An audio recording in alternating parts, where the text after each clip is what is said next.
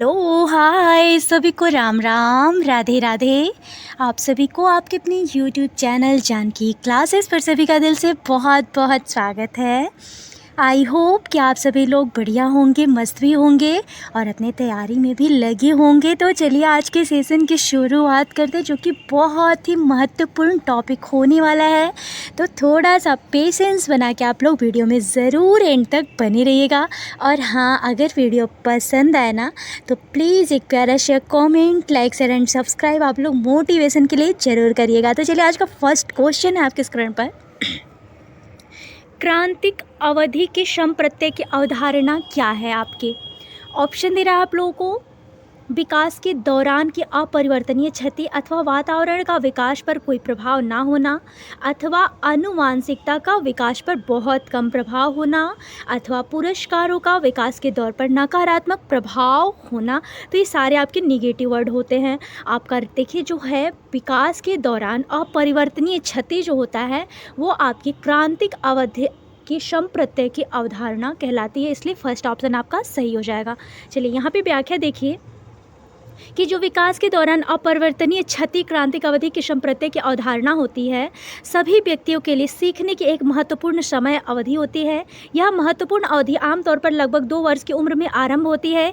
यदि किसी व्यक्ति को इस अवधि के दौरान सही पर्यावरणीय और प्रोत्साहन नहीं मिलता है तो नए कौशल सीखने की उनकी क्षमता जो होती है कमज़ोर हो जाएगी, जिसके बाद जीवन में बहुत से सामाजिक कार्य प्रभावित होते हैं। नेक्स्ट है आपके स्क्रीन पर, विकास की नमनीयता में विश्वास रखने वाले सिद्धांतकारी निम्न में से किस दृष्टिकोण को मानते हैं? आपके ऑप्शन दे रहा है कि केवल स्वभाव ही विकास निर्धारित करता है, अथवा पालन पोषण विकास को प्रभावित करता है, अथवा विकास हमेशा निरंतर होता है, अथवा विकास हमेशा अनिरंतर होता है। ऐसा नहीं है, विकास हमेशा अनिरंतर नहीं होता है।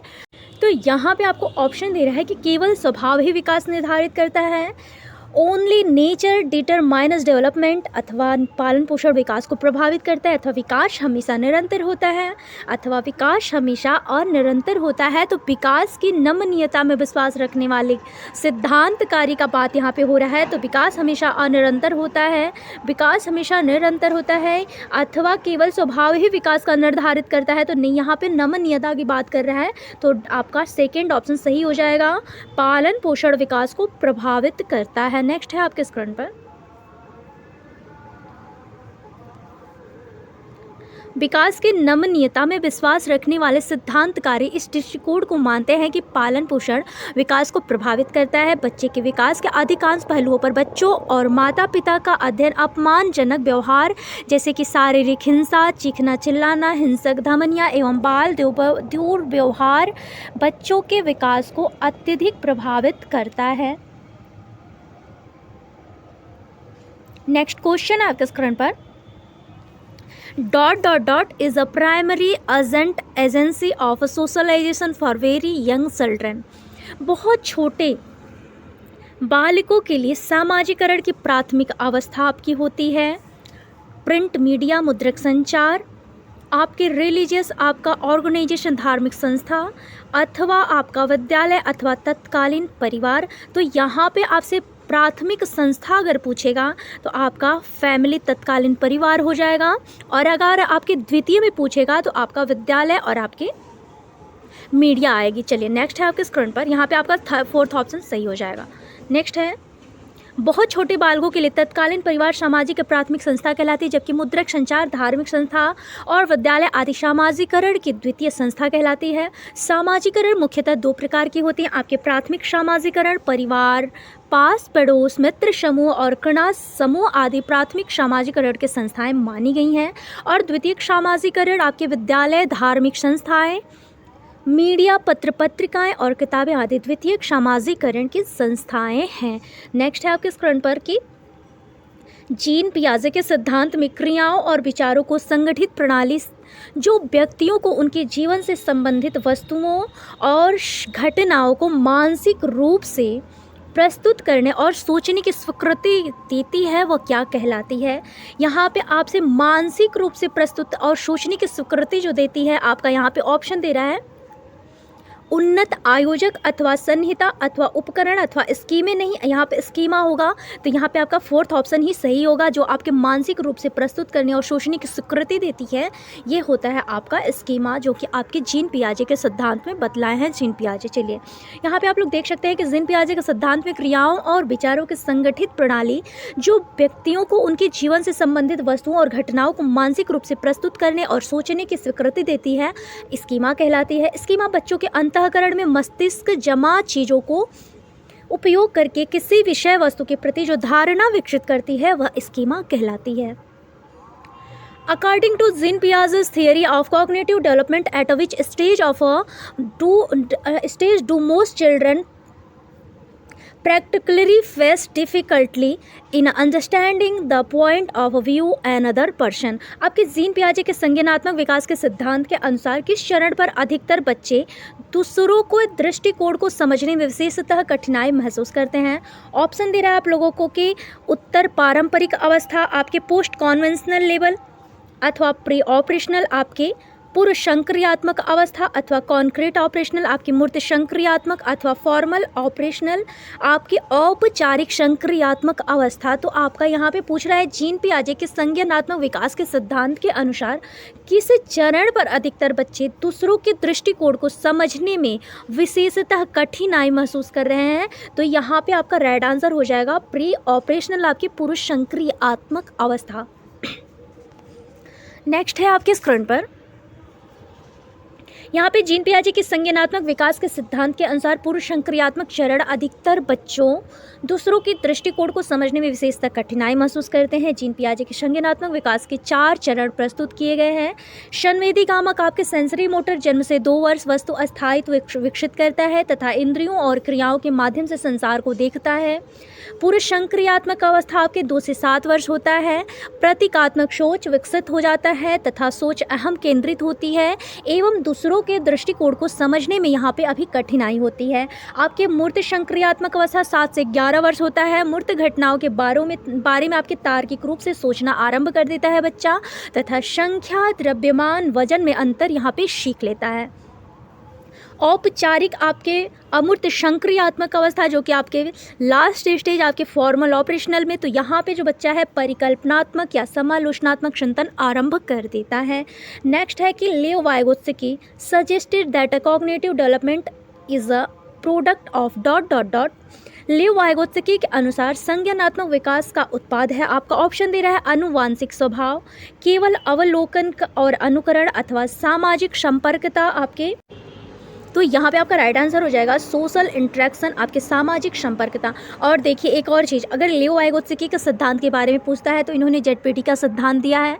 आपके पार्ट अगर सामूहिकता, अगर सामाजिक सांस्कृतिकता कहीं भी दिख रहा है तो ये सारे सिद्धांत आपके लेव वाइगोत्स्की से है। तो यहाँ पे इनका कीवर्ड है और अगर आप लोग को ऑप्शन में कहीं भी दिख रहा है लेव वाइगोत्स्की का तो आपका राइट आंसर हो जाएगा सामाजिक या समूह में। कहीं भी अगर समूह दे रहा है, सामाजिक सांस्कृतिक दे रहा है, जेडपीटी आपका पार्ट दे रहा है तो आपको यहाँ पे राइट आंसर लगाना है लेव वाइगोत्स्की। चलिए यहाँ पर नेक्स्ट यहाँ पे थोड़ा सा आप लोग को व्याख्या भी दे रहा है कि लेव वाइगोत्स्की के अनुसार संज्ञानात्मक विकास सामाजिक संपर्कता का उत्पाद माना जाता है। लेव वाइगोत्स्की ने सामाजिक सांस्कृतिक सिद्धांत प्रतिपादित किया है जिसमें उन्होंने बताया है कि सामाजिक अंतःक्रिया के द्वारा बालक ज्ञान अर्जन करता है। बालक के सामाजिक अंतःक्रिया के फलस्वरूप बच्चों का संज्ञानात्मक शारीरिक एवं सामाजिक विकास भी होता है। अतः बालकों के सर्वांगीण विकास में समाज संस्कृति तथा भाषा के अत्यंत ही महत्वपूर्ण स्थान दिया है इन्होंने।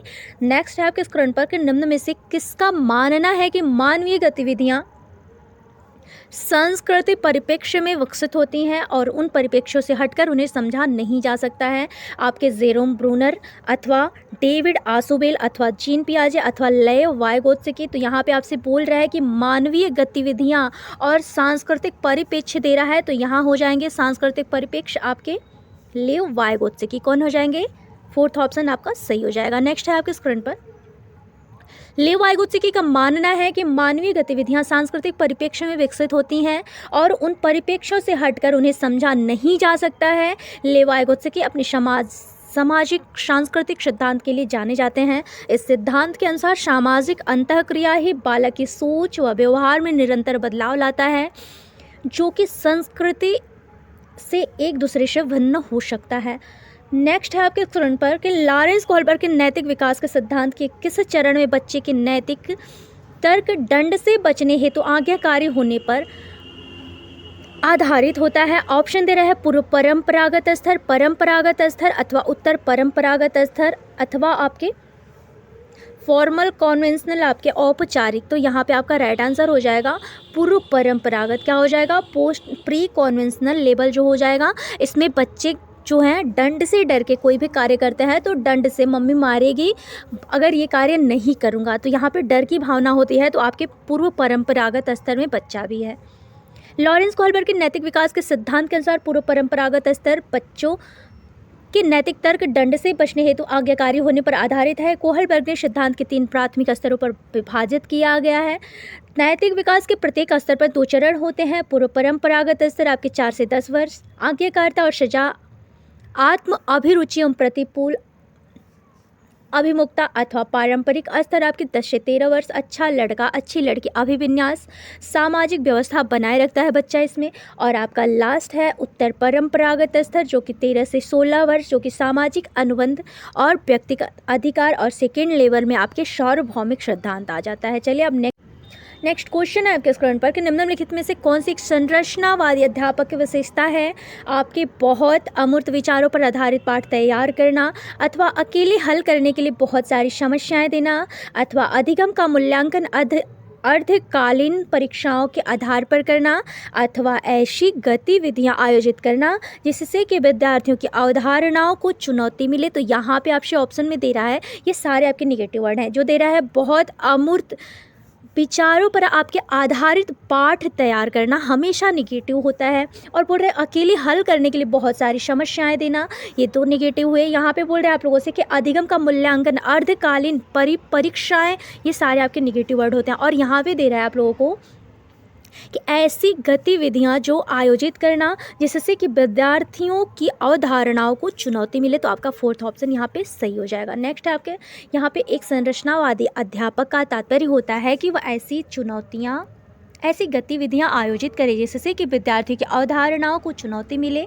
संरचनावादी अध्यापक की निम्न विशेषताएं मानी जाती हैं। विद्यार्थियों को समकालीन मुद्दों पर चर्चा और वाद विवाद करने के लिए कहना चाहिए। शिक्षार्थी सक्रिय रूप से अपने ज्ञान का निर्माण करते हैं। बच्चे स्वयं करके सीखते हैं। शिक्षक और छात्र दोनों की सक्रिय भूमिका होती है जिसमें छात्र अध्यापक के साथ परस्पर अंतःक्रिया करते हुए अर्थपूर्ण अधिगम करते हैं। नेक्स्ट है आपके स्क्रीन पर हार्वर्ड गार्डनर ने अपने बहुबुद्धि सिद्धांत में निम्न में से किसे नहीं शामिल किया है? ऑप्शन दे रहा है आप लोगों को प्राकृतिक बुद्धि, स्थानीय बुद्धि अथवा बोधन बुद्धि अथवा अंतर्वैयक्तिक बुद्धि। आपका राइट ऑप्शन हो जाएगा यहाँ पे बोधन बुद्धि। क्या हो जाएगा?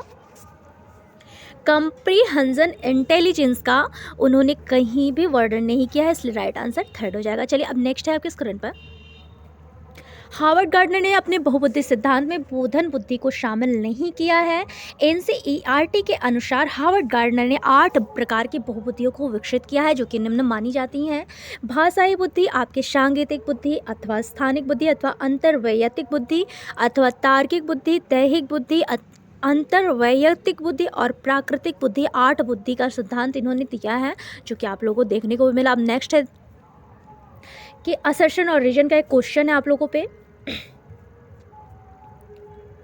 जब शुरुआत में कोई विद्यार्थी किसी समस्या को हल नहीं कर पा रहा हो तो अध्यापिका को उसे बोलकर सोचने के लिए प्रोत्साहित करना चाहिए।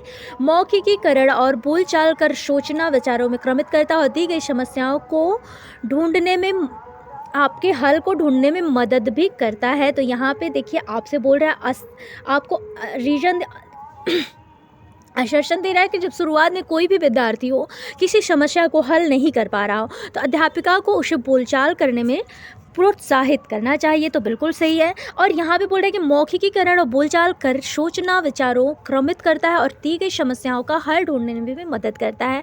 यहाँ पे ऑप्शन दे, ये बात भी सही है। यहाँ पे आपसे ऑप्शन यहाँ पे दे रहा है कि both A and R true and R is the correct explanation of A और आर दोनों सही हैं। आर ए की सही व्याख्या करता है। Both A and R true but R is not the correct explanation of A, अथवा ए और आर दोनों सही लेकिन आर ए की सही व्याख्या नहीं कर रहा है। A is true, R is false, A सही है लेकिन आर गलत। देखिए आपका यहाँ पे हो जाएगा both A and R true and R is the correct explanation of A. आपका दोनों आपका सही है और आर ए की सही व्याख्या भी कर रहा है। नेक्स्ट है आपके स्क्रीन पर, जब शुरुआत में कोई विद्यार्थी किसी समस्या को हल नहीं कर पा रहा हो तो अध्यापिका को उसे बोल बोल कर सोचने के लिए प्रोत्साहित करना चाहिए, क्योंकि मौखिकीकरण और बोल कर सोचना विचारों को क्रमित करता है और दी गई समस्याओं का हल ढूंढने में भी मदद करता है।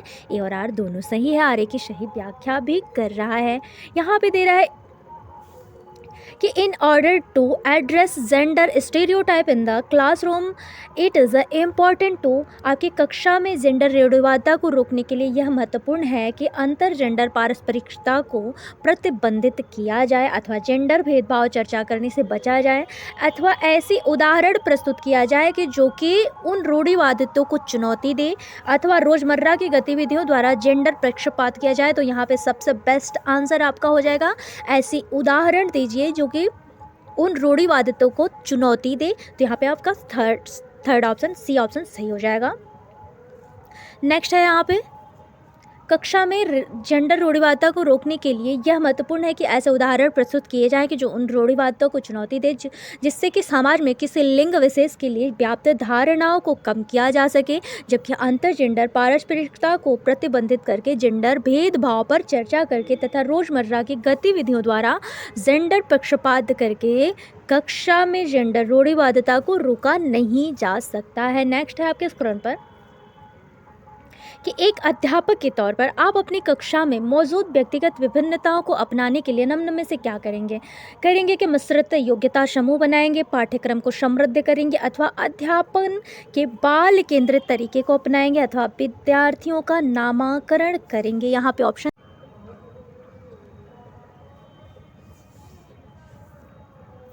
तो यहाँ पे आपसे ऑप्शन में दे रहा है कि केवल 1 और 2 सही है, अथवा 1 2 3 सही है, अथवा 2 3 और 4 सही है, अथवा आपके 3 4 सही है। तो यहाँ पे आपसे बोल रहा है ना कि मिश्रित योग्यता समूह बनाना चाहिए, पाठ्यक्रम को समृद्ध करना चाहिए, अध्यापन के बाल केंद्रित तरीके को अपनाना चाहिए, अथवा विद्यार्थियों को देखिए नामकरण जो हो रहा है ना यहाँ पे ये निगेटिव हो गया। तो आपका ऑप्शन सिर्फ 1 2 एंड 3 सही होगा। चलिए नेक्स्ट है आपके स्क्रीन पर, एक अध्यापक के तौर पर आप अपनी कक्षा में मौजूद व्यक्तिगत विभिन्नताओं को अपनाने के लिए मिश्रित योग्यता समूह बनाएंगे, पाठ्यक्रम को भी समृद्ध करेंगे और अध्यापन के बाल केंद्रित तरीके आदि अपनाएंगे तथा विद्यार्थियों के नामाकरण करने के बजाय आप उन्हें सक्रिय रूप से शामिल करेंगे और सहजता से उनको स्वीकार करेंगे।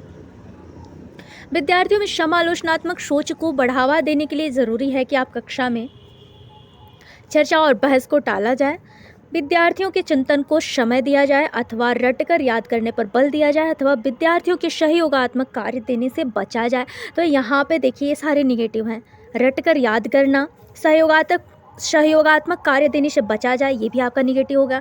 और यहाँ पे बोल रहा है कि आपसे चर्चा और बहस को टाला जाए, टाला नहीं जाए, यहाँ पे सक्रिय किया जाए, तो ये आपका ऑप्शन ये भी गलत है। यहाँ पे बोल रहा है provide to reflection time to student, विद्यार्थियों को चिंतन का समय दिया जाए, और आपका सबसे बेस्ट आंसर आपका बी हो जाएगा। नेक्स्ट है आपके स्क्रीन पर, विद्यार्थियों में समालोचनात्मक सोच को बढ़ावा देने के लिए ज़रूरी है कि विद्यार्थियों को चिंतन का समय दिया जाए। इसके लिए ज़रूरी है कि विद्यार्थियों को कक्षा में चर्चा और बहस में शामिल किया जाए, रटकर याद करना अपेक्षा स्वयं करके सीखने पर बल दिया जाए, जिससे विद्यार्थियों के अंदर सहयोग की भावना विकसित हो जाएगी। समालोचनात्मक सोच यह एक ऐसी प्रक्रिया मानी जाती है जो किसी व्यक्ति को निर्णय लेने के लिए, सूचना एकत्र करने के लिए और उसकी व्याख्या करने के साथ साथ चिंतनशील तर्क संगत सोच को उपयोग एवं अपसारी चिंतन को चुनौती देती है। अधिगम हेतु मूल्यांकन किस प्रकार का होना चाहिए? आपका यहाँ पे ऑप्शन दे रहा है परीक्षा केंद्रित, मानक संदर्भित, अथवा रचनात्मक, अथवा मानकीकृत। यहाँ पे सारे निगेटिव वर्ड हैं, आपका राइट आंसर हो जाएगा फॉर्मेटिव, रचनात्मक आपका सबसे बेस्ट आंसर है। आपका थर्ड ऑप्शन यहाँ पे सही हो जाएगा।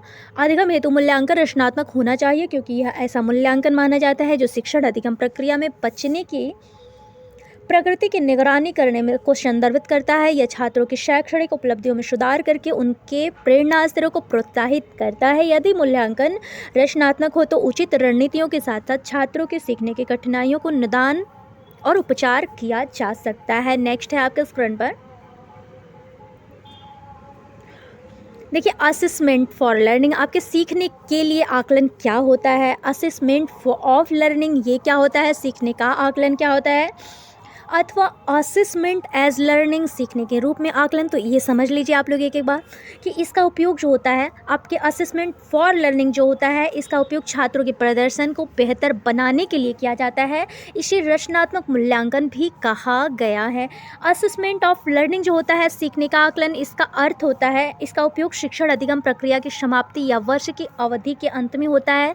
इसे योगात्मक मूल्यांकन भी कहा गया है। और यहाँ पे बोल रहे हैं सीखने के रूप में आकलन, यहाँ जो बच्चा है स्वयं के बारे में सीखने को सक्षम बनाना है। यह स्व आकलन स्व मूल्यांकन पर बल देता है। चलिए अब नेक्स्ट है आपके स्क्रीन पर कि विभिन्न सजातीय समूहों से संबंधित विद्यार्थियों से युक्त कक्ष में एक अध्यापिका को क्या करना चाहिए। विद्यार्थियों को समान संजातियों के आधार पर वर्गीकृत कर देना चाहिए। वर्गीकृत तो पहले ही गलत है। फिर यहाँ पे बोल रहा है कि सुसाधित ऐसी चर्चाएं सुसाधित करना चाहिए जिनमें विविधता के प्रति स्वीकृति और सम्मान पैदा हो। बिल्कुल सही बात है। यहाँ पे थर्ड ऑप्शन भी देख लेते हैं कि प्रभुत्ववादी संस्कृति पर आधारित मानकीकृत पाठ्यक्रम के आधार पर पढ़ाना चाहिए। देखिए मानकीकृत अगर कहीं भी दे रहा है ना, वो आपका हमेशा निगेटिव अर्थ होता है। यहाँ पे बोल रहा है आप लोगों से कि विद्यार्थी के बीच विभिन्नताओं पर कोई ध्यान नहीं। क्यों ध्यान नहीं देना है, ध्यान तो देना है। इसलिए आपका राइट आंसर यहाँ पे देखिए, ये सारे आपके निगेटिव वर्ड हैं। राइट आंसर आपका सिर्फ यहाँ पे सबसे बेस्ट आंसर आपका बी हो जाएगा। तो चलिए अब नेक्स्ट है आपका स्क्रीन पर, यहाँ पे आप लोगों को देखने को मिल रहा है व्याख्या के विभिन्न सजातीय समूहों से संबंधित विद्यार्थियों से युक्त कक्षा में एक अध्यापिका को ऐसी चर्चाएं सुसाधित करना चाहिए जो कि विविधता के प्रति स्वीकृति और सम्मान पैदा हो, जबकि विद्यार्थियों को समान संजातियों के आधार पर वर्गीकृत कर देना उनकी नकारात्मक का भाव उत्पन्न कर देगा। अतः बच्चों को प्रभुत्ववादी संस्कृति पर आधारित पाठ्यक्रम के बजाय शिक्षार्थी केंद्रित रचनात्मक आधारित पाठ्यक्रम के आधार पर पढ़ाना चाहिए और विद्यार्थियों के बीच व्यक्तिगत विभिन्नता पर विशेष ध्यान देकर उन्हें प्रोत्साहित करना चाहिए, जिससे कि एक प्रभावी कक्षा कक्ष का निर्माण हो सके। नेक्स्ट है आपके स्क्रीन पर, आपका स्कूल विभिन्न सुविधाओं की पहुंच पाने के लिए सीढ़ियों, दरवाजों और दूसरे वास्तुकला संबंधी स्वरूपों द्वारा पैदा की गई है। बाधाओं को दूर करने के लिए अपनी आधारभूत संरचनाओं में सुधार कर रहा है। ऐसा करके स्कूल प्रोत्साहित कर रहा है आपके मुख्यधारा का, बहिष्करण का अथवा एकीकरण, समाकलन का अथवा समावेशन का। तो यहाँ पे इंक्लूजन आपका हो जाएगा। क्यों? क्योंकि यहाँ पे दे रहा है आप लोगों से कि जितने भी आपके विभिन्न सुविधाएं दे रहा है, दरवाजे और दूसरे वास्तुकला संबंधी स्वरूपों द्वारा पैदा की गई बाधाओं को दूर कर रहा है और अपनी आधारभूत संरचनाओं से सुधार कर रहा है। तो यहाँ पे मुख्य धारा ना तो बहिष्करण होगा, ना तो एकीकरण समाकलन। यहाँ पे आपका राइट आंसर हो जाएगा इंक्लूजन। चलिए नेक्स्ट है आपके स्क्रीन पर, आपका स्कूल जो है विभिन्न सुविधाओं की पहुँचाने के लिए सीढ़ियाँ, दरवाजा और दूसरे वास्तुकला संबंधित स्वरूपों द्वारा पैदा की गई बाधाओं को दूर करने के लिए अपनी आधारभूत संरचनाओं में सुधार कर रहा है। ऐसा करके स्कूल समावेशन प्रोत्साहित कर रहा है, क्योंकि समावेशन बिना किसी भेदभाव के विशिष्ट आवश्यकताओं वाले छात्रों को सामान्य छात्रों के साथ एक ही स्कूल में तथा एक ही कक्षा कक्ष में बैठाकर शिक्षा देने की बात करता है। नेक्स्ट है आपके स्क्रीन पर, छीड़ दृष्टि से जूझते विद्यार्थियों के समायोजन हेतु एक अध्यापक को क्या देने से बचना चाहिए। दृश्य अव्यवस्थित नोट अथवा आवर्धक लेंस अथवा बड़े आकार में छपी पाठ्य पुस्तक अथवा स्पर्शनीय मानचित्र और आलेख। तो यहाँ पे देखिए आप लोगों से क्या बोल रहा है, यहाँ पे जो बच्चा है आपके क्षीण दृष्टि मतलब कम दिखता है, उसे जूझते विद्यार्थी को आप समायोजन हेतु क्या देंगे? क्या दृश्य अव्यवस्थित नोट्स देंगे अथवा आवर्धक लेंस देंगे अथवा बड़े आकार में छपी पाठ्य पुस्तक देंगे अथवा आपका अस्पर्शनीय मानचित्र आलेख। तो यहाँ पे बचना चाहिए दृश्य अव्यवस्थित नोट्स जो होता है, जो बच्चे को कम दिखे वो नहीं देना है। आवर्धक लेंस देना है, बड़े आकार में छपी पाठ्य पुस्तकें भी देना है बच्चे को, अब अस्पर्शनीय मानचित्र और आलेख भी देना है, जो कि आपके बस आपका राइट आंसर यहाँ पे हो जाएगा दृश्य अव्यवस्थित नोट्स, जो कि नहीं देना चाहिए बच्चे को। राइट आंसर आपका फर्स्ट हो जाएगा। चलिए यहाँ पे देख सकते हैं कि क्षीण दृष्टि से जूझते विद्यार्थियों की समायोजन हेतु एक अध्यापक को दृश्य अव्यवस्थित नोट्स देने से बचना चाहिए। जबकि आवर्धक लेंस बड़े आकार में छपी पाठ्य पुस्तकें तथा अस्पर्शनीय मानचित्र एवं आलेख इन सभी को क्षीण दृष्टि से जूझते विद्यार्थियों के समायोजन हेतु शिक्षण में प्रयोग करना चाहिए, क्योंकि ये सभी शिक्षण सामग्रियां उसके अध्ययन में सहजता लाती हैं, जिससे कि वह बिना किसी समस्या के अपने कक्षा के विद्यार्थियों के साथ समायोजित हो सकता है तथा अध्ययन कार्य को पूर्ण कर सकता है। नेक्स्ट है कि अवधान न्यूनता, अति क्रियाशीलता, आपके ADHD जो होता है हाइपर एक्टिविटी डिसऑर्डर, जूझते विद्यार्थियों के संदर्भ में निम्नलिखित में से कौन सा कथन सही नहीं है। यहाँ पे ऑप्शन दे रहा है कि उन्हें किसी एक कार्य में लंबे समय तक एकाग्र रहने में अक्सर मुश्किलें होती हैं, अथवा वे अक्सर वस्तुओं को कुलबुलाते रहते हैं और बेचैन दिखते हैं, अथवा आपके ऑप्शन दे रहा है वे किसी कार्य में काम करते हुए आसानी से विचलित हो जाते हैं, अथवा उनकी काफ़ी लंबी और स्थिर अवधान अवधि होती है। तो आपका पूछा है आपसे नहीं है, जो कि मतलब आपसे यहाँ पूछा है ना कि कौन सा नहीं है। तो ये देखिए सारे लक्षण आते हैं बच्चे में। उन्हें किसी भी कार्य को देंगे अगर आप तो लंबे समय तक एकाग्र रहने में उन्हें मुश्किल आती है, तो बिल्कुल सही बात है, ये तो नहीं हो सकता है ना। पूछा है कौन सा नहीं है, तो ये तो होता है बच्चों में। फिर बोल रहे हैं वे अक्सर वस्तुओं को कुलबुलाते रहते हैं और बेचैन भी दिखते हैं, ये बात भी सही है। और ये बोल रहा है कि वे किसी भी कार्य को काम करते हुए आसानी से विचलित हो जाते हैं, ये बात भी आपका सही है, तो ये भी नहीं हो सकता है। आपका फोर्थ ऑप्शन दे रहा है यहाँ पे कि उनकी काफ़ी लंबी और स्थिर अवधान अवधि होती है, तो ये बात तो नहीं है भाई, तो ये आपका फोर्थ ऑप्शन ही यहाँ पे सही हो जाएगा। नेक्स्ट है आपके स्क्रीन पर अवधान न्यूनता, अति क्रियाशीलता विकास से जूझते विद्यार्थियों के संदर्भ में यह कथन है कि उनकी काफ़ी लंबी और स्थिर अवधान अवधि होती है, जो कि सही नहीं है। जबकि उन्हें किसी एक कार्य में लंबे समय तक एकाग्र रहने में अक्सर मुश्किलें होती हैं, वे अक्सर वस्तुओं को कुलबुलाते रहते हैं और बेचैन दिखते हैं, तथा वे किसी कार्य पर काम करते हुए बहुत आसानी से विचलित हो जाते हैं। यह सभी लक्षण आपके अवधान न्यूनता, अति क्रियाशीलता विकार से जूझते विद्यार्थियों के संदर्भ में सही है। नेक्स्ट है आपके स्क्रीन पर एक स्कूल में एक प्रतिभावान विद्यार्थियों को कुछ श्रेणियों को छोड़कर सीधे उच्च श्रेणी में पदोन्नत कर दिया जाता है। प्रतिभावान विद्यार्थियों को पढ़ाने के लिए इस स्कूल में किस उपागम का इस्तेमाल किया जाता है। यहाँ पे ऑप्शन दे रहा है आप लोगों से त्वरण, आपके समृद्धिकरण, अथवा प्रोत्साहन, अथवा संश्लेषण। यहाँ पे ऑप्शन में दे रहा है ना आप लोगों को, यहाँ दे रहा है ना कि आपसे प्रतिभावान विद्यार्थियों को पढ़ाने के लिए इस स्कूल में किस उपागम का इस्तेमाल किया जाएगा, तो यहाँ पे हो जाएगा आपका त्वरण। चलिए नेक्स्ट है आपके स्क्रीन पर एक स्कूल में एक प्रतिभावान विद्यार्थी को कुछ श्रेणियों को छोड़कर सीधे उच्च श्रेणी में पदोन्नत कर दिया जा रहा है। प्रतिभावान विद्यार्थियों को पढ़ाने के लिए इस स्कूल में त्वरण आपके उपागम का इस्तेमाल किया जा रहा है। यहाँ पे जो हो जाएगा त्वरण एक निर्देशात्मक रणनीति को संदर्भित करता है, जिसका उद्देश्य होता है उन विद्यार्थियों की मदद करना जो ग्रेड स्तर पर सीखने के मानकों को पूरा करने या उससे आगे की श्रेणी में निकल गए हैं। नेक्स्ट है आपके स्क्रीन पर अर्थपूर्ण अधिगम। कक्षा में ऐसी संस्कृति विकसित करनी चाहिए जहां विद्यार्थियों को ... के अवसर मिले।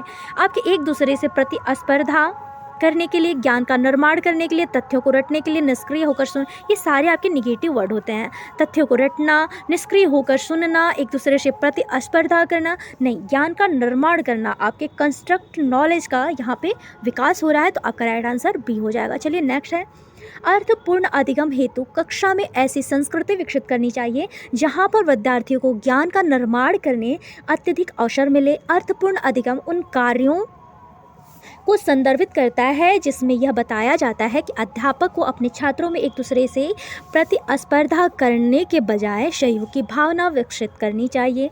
तथ्यों को रटकर याद करने के बजाय समझने पर ध्यान केंद्रित करना चाहिए। निष्क्रिय की जगह सक्रिय होकर सुनने का अवसर प्रदान करना चाहिए, जिससे वे सीख सकें और प्रभावी कक्षा का निर्माण कर सकें। यहाँ पे ऑप्शन आपको नेक्स्ट क्वेश्चन दे रहा है कि student should be facilitated to भी, आपके विद्यार्थियों को ... बनाने के लिए सुसाधित करना चाहिए। आपके स्वतंत्र विचारक, आश्रित अधिगम करता अथवा निष्क्रिय अनुकरणकर्ता अथवा उच्च श्रेणी के प्रतिद्वंदी। यहाँ पे दे रहा है आप लोगों से विद्यार्थियों को क्या बनाना चाहिए, आश्रित बनाएंगे नहीं, निष्क्रिय बनाएंगे, उच्च श्रेणी के प्रतिद्वंदी बनाएंगे नहीं, यहाँ पे आप क्या करेंगे, इंडिपेंडेंट थिंकर्स बनाएंगे, आपके स्वतंत्र विचारक बनाएंगे। इसलिए आपका फर्स्ट ऑप्शन यहाँ पे सही हो जाएगा। विद्यार्थियों को स्वतंत्र विचारक बनाने के लिए सुसाधित करना चाहिए। नेक्स्ट है आपके स्क्रीन पर देखिए यहाँ पे व्याख्या दे रहे हैं जेपी गिलफोर्ड के अनुसार सूचना या चिंतन करना समस्त प्रकार के प्रतिस्थापन से संबंधित प्रतीकात्मक व्यवहार होता है। विद्यार्थियों को स्वतंत्र विचारक बनाने के निम्न लाभ भी होते हैं। यह नई समस्याओं को समाधान करने में सहायता करता है, लक्ष्य के प्रति उन्मुख होने में सहायता करता है, सकारात्मक सुदृढ़ होने में सहयोग प्रदान करता है, प्रभावी शिक्षक बनने में लाभकारी होता है और विभिन्न दृष्टिकोण की समझ को विकसित करने में भी लाभकारी होता है। नेक्स्ट है आपका आश्वासन दे रहा है कि शुरुआती उम्र से ही हमारा मस्तिष्क वास्तविक में सांसारिक परिवेशों से जुड़ी विषय वस्तु को सीखने में सक्षम होता है। तो ये तो बिल्कुल सही है। और आपको रीज़न क्या दे रहा है कि प्राथमिक स्तर पर विद्यालयों को अमूर्त विषय वस्तु और पुस्तकीय अधिगम पर बल देना चाहिए। एक बात बताइए, जो छोटे बच्चे होते हैं, अगर आप तुरंत से अमूर्त विषय वस्तु और पुस्तकीय अधिगम पर बल देंगे तो क्या बच्चा को सीख पाएगा? तो बिल्कुल नहीं। तो यहाँ पे आपसे असर्जन और रीजन में देखिए यहाँ पे दे रहा है both A and R true and R is the correct explanation of A और आर दोनों सही हैं, आर ए की सही व्याख्या करें, बिल्कुल नहीं।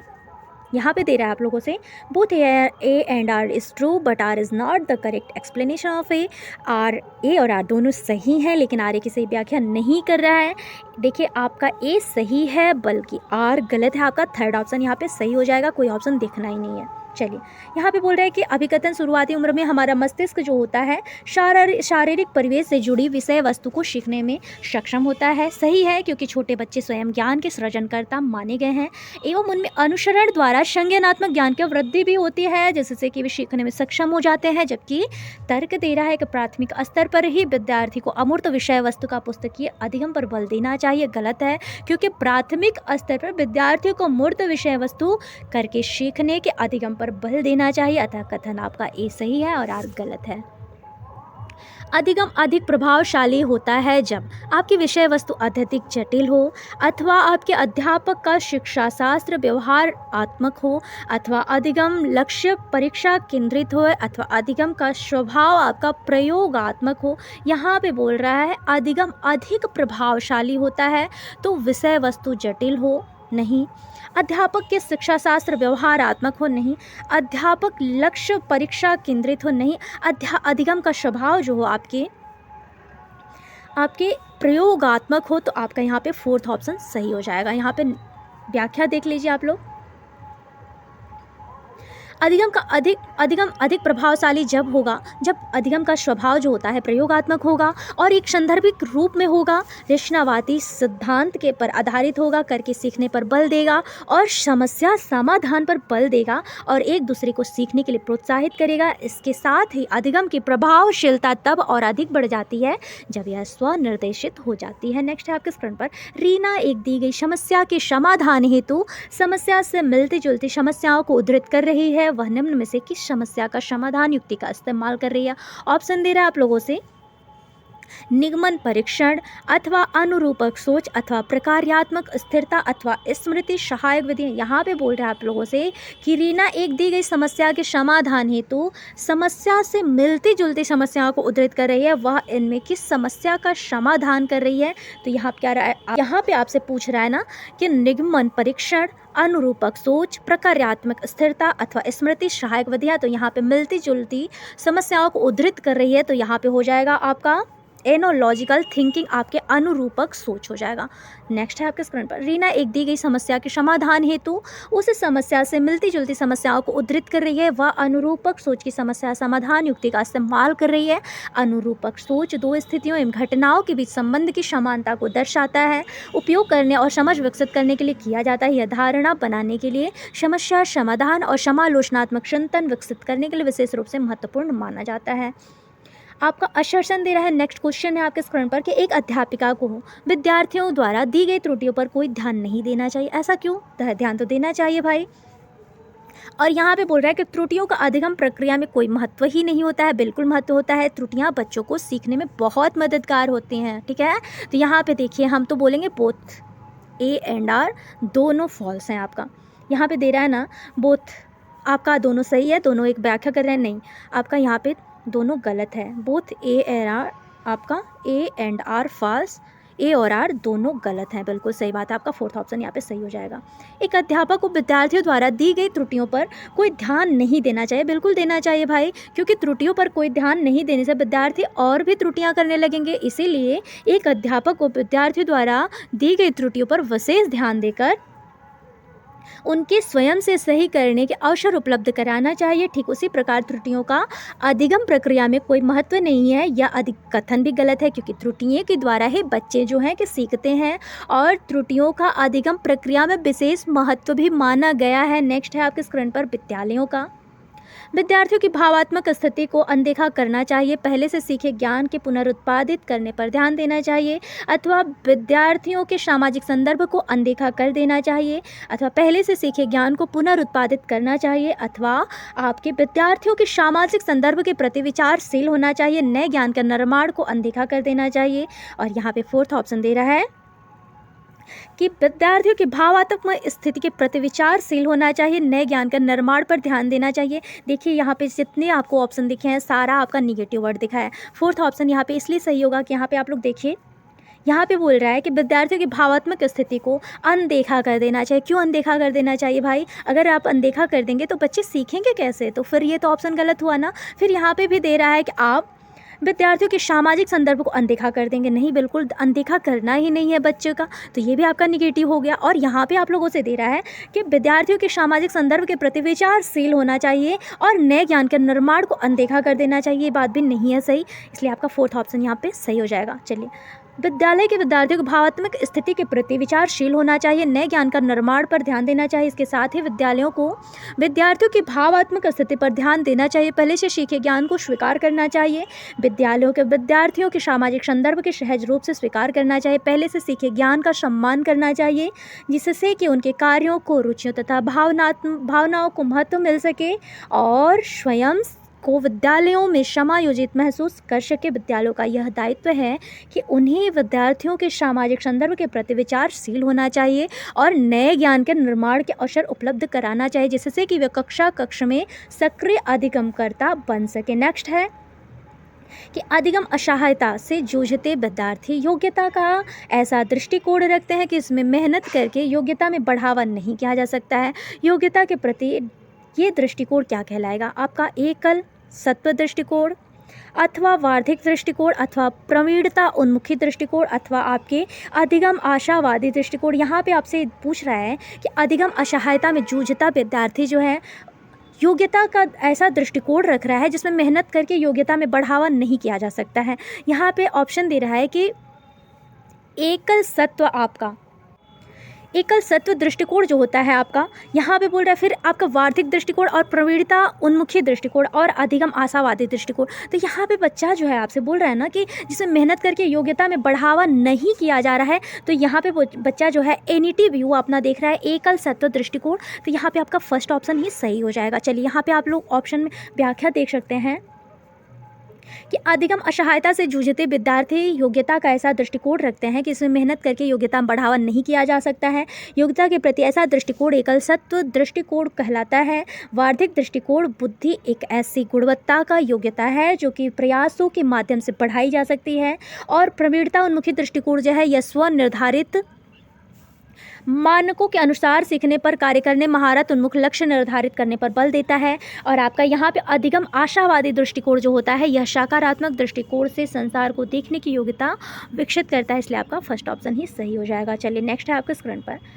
अधिगम के लिए एक सहायक वातावरण पैदा करने हेतु यह महत्वपूर्ण है कि विद्यार्थियों की रुचियों को अनदेखा कर दिया जाए, अथवा विभिन्न हिस्सेदारी जैसे कि माता पिता हुए, अध्यापिका और विद्यार्थियों के बीच संप्रेषण पोषित करें, अथवा बहुत सख्त, कठोर एवं सत्तावादी अध्यापकों को नियुक्त करा जाए, अथवा पढ़ाने के लिए मानकीकृत पाठ्यक्रम को लागू किया जाए। देखिए, अगर कहीं भी आपको मानकीकृत पाठ्यक्रम दिख रहा है, रटने पर जोर रहा है, परीक्षा केंद्रित पर जोर दे रहा है, ये सारे आपके निगेटिव हो जाएंगे। ठीक है, यहाँ पे सख्त और कठोर दे रहा है, ये भी आपका निगेटिव हो जाएगा। और आपसे फर्स्ट ऑप्शन में भी दिया है कि विद्यार्थियों की रुचियों को ही अनदेखा कर दिया। क्यों अनदेखा कर दिया जाए? अगर आप अनदेखा करेंगे तो बच्चे हतोत्साहित हो जाएंगे, वो कभी नहीं सीख सकते हैं। ठीक है, तो यहाँ पे आपका ये जो दे रहा है विभिन्न हिस्सेदारी जैसे कि माता पिता हुए, आपके अध्यापक हुए, उनके बीच अगर आप कम्युनिकेशन, बच्चा जो है आपके संप्रेषण कर रहा है वो ज़्यादा आपके आगे बढ़ेगा, तो फिर यहाँ पे आपका सेकंड आपका ऑप्शन ही सही हो जाएगा।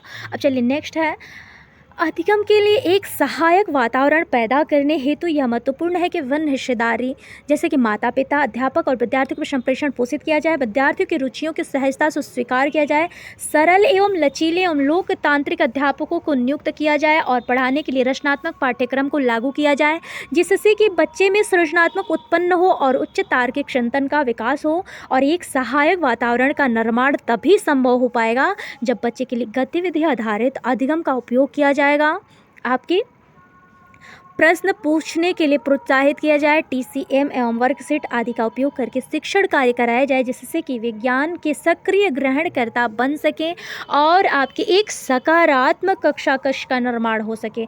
नेक्स्ट और लास्ट क्वेश्चन है आपके स्क्रीन पर। देखिए, आप लोग एक भी मतलब थोड़ा सा अगर आप लोगों को वीडियो पसंद आता हो ना, तो प्लीज़ आप लोग मोटिवेशन के लिए कम से कम लाइक कमेंट तो कर दिया करिए। देखिए, बहुत ही मेहनत से आप लोग के लिए मतलब सारे आपके पीवाईक्यू प्रोवाइड कराते हैं, तो प्लीज़ अगर आप लोगों को वीडियो पसंद आती हो ना, तो प्लीज़ एक प्यारा सा comment, like, share and subscribe आप लोग मोटिवेशन के लिए ज़रूर करिएगा, ठीक है। नेक्स्ट एंड लास्ट क्वेश्चन है कि निम्न में से कौन सा कारक जो है विद्यार्थियों के प्रभावशाली और अर्थपूर्ण अधिगम में सहयोगी नहीं होता है। ऑप्शन दे रहा है आप लोगों को बाल केंद्रित शिक्षा शास्त्र, अधिगम की सार्वभौमिक रूपरेखा, अथवा मानकीकृत है आपका स्टैंडर्डाइज्ड करिकुलम जो होता है आपका हमेशा नेगेटिव होता है। तो यही आपका राइट आंसर होगा। फिर भी देख लेते हैं फोर्थ ऑप्शन, अध्यापन का संरचनावादी उपागम। तो देखिए, ये सारे आपके पॉजिटिव वर्ड नोट हैं, ठीक है। तो यहाँ पे आपका राइट आंसर हो जाएगा मानकीकृत पाठ्यक्रम, जो कि नहीं होना चाहिए।